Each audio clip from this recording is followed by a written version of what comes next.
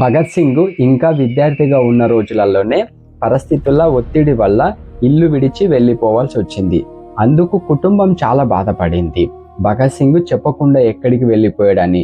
అసలు కారణము భగత్ సింగ్కి ఇంట్లో వాళ్ళు పెళ్లి చేసుకోమని చెప్పేసి ఒత్తిడి తేవడము, బ్రతిమిలాడము. భగత్ సింగ్కి పెళ్లి సంబంధం కూడా చూశారు, నిశ్చితార్థం ముహూర్తం కూడా పెట్టుకున్నారు.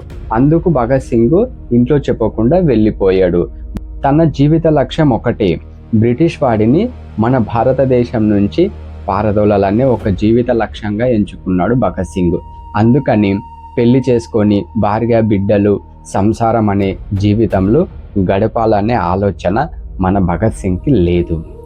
ఎందుకంటే భగత్ సింగ్ భారతదేశం కోసం పుట్టాడు, భారతదేశం కోసమే మరణించాడు. అలాంటి వ్యక్తికి పెళ్లి చేసుకోవాలి, భార్య బిడ్డలు సంసార జీవితం గడపాలనే ఆలోచన అస్సలు లేదు. అందుకు ఇంట్లో చెప్పకుండా వెళ్ళిపోయాడు. పోయేటప్పుడు తండ్రి గారికి ఒక లేఖ రాసి పెట్టాడు. ఆ లేఖలో ఏముంది అనేది మీకెవరికైనా తెలిస్తే కామెంట్లో పెట్టండి. మనం తర్వాత వచ్చే వీడియోలో ఆ లేఖలో ఏముంది అనేది తెలుసుకుందాము. నా వీడియో కనుక మీకు నచ్చినట్లయితే లైక్ చేయండి, షేర్ చేయండి, సబ్స్క్రైబ్ చేయండి. అందరికీ జై శ్రీరామ్, జై భారత్ మాతాకి.